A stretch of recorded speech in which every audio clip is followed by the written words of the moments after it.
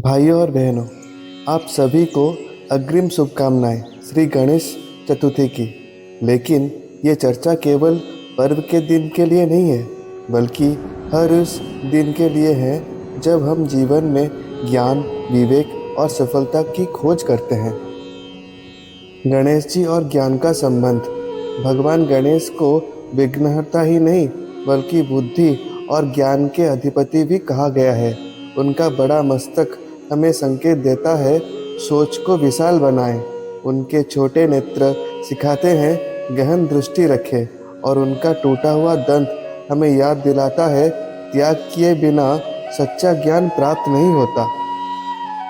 ज्योतिष और बुध ग्रह से संबंध। ज्योतिष शास्त्र में बुद्धि, गणना, वाणी और विवेक के कारक ग्रह है बुध।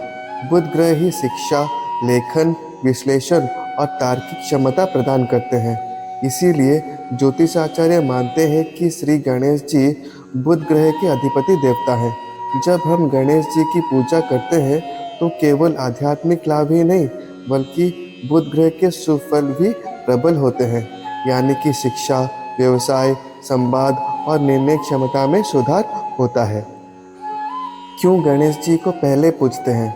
शास्त्र में इसके पीछे दो प्रमुख कथाएं मिलती हैं। शिव पुराण और स्कंद पुराण के अनुसार गणेश जी का जन्म और शिव जी का वरदान।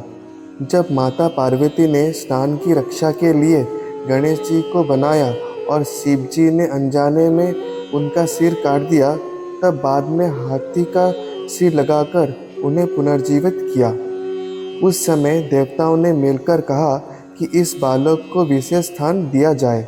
शिव जी ने आशीर्वाद दिया, आज से हर पूजा और अनुष्ठान की शुरुआत सबसे पहले गणेश से होगी। इसी वरदान से गणेश जी प्रथम पूज्य कहलाए।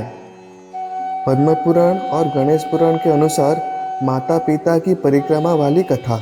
एक बार देवताओं ने गणेश जी और कार्तिकेय जी में ये प्रतियोगिता रखी कि कौन सबसे श्रेष्ठ है। शर्त थी, जो सबसे पहले तीनों लोकों की परिक्रमा करेगा वही विजयी होगा।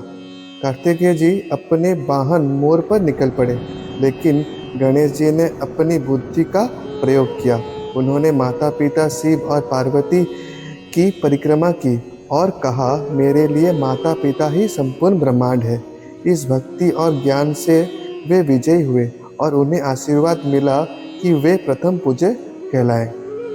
तो शिव पुराण और स्कंद पुराण में सिर कटने के बाद वरदान वाली कथा मिलती है।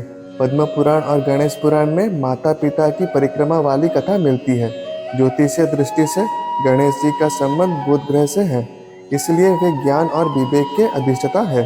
इन सब कारणों से गणेश जी को विघ्नहर्ता और प्रथम पूज्य माना जाता है। गणेश चतुर्थी का महत्व।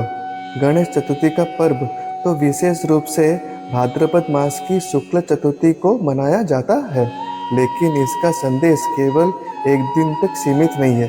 हर दिन जब भी हम किसी नए कार्य की शुरुआत करें, हर दिन जब भी हम शिक्षा और ज्ञान की तलाश करें, और हर दिन जब हम जीवन से विघ्न हटाना चाहें, तब गणपति बप्पा की स्मृति और उनका मंत्र हमें शक्ति देता है। मंत्र और आशीर्वाद। शास्त्रों में कहा गया है, वक्रतुंड महाकाय सूर्यकोटि समप्रभ निर्विघ्नं कुरु मे देव सर्वकार्येषु सर्वदा। इस मंत्र का जप न केवल कार्यों को सफल करता है, बल्कि बुध ग्रह के प्रभाव को भी संतुलित और शुभ बनाता है। तो चाहे आप गणेश चतुर्थी की तैयारी कर रहे हो या किसी नई यात्रा, पढ़ाई या काम की शुरुआत कर रहे हो, गणेश जी की कृपा और बुध ग्रह का आशीर्वाद आपके जीवन को सफलता और ज्ञान से आलोकित कर देगा।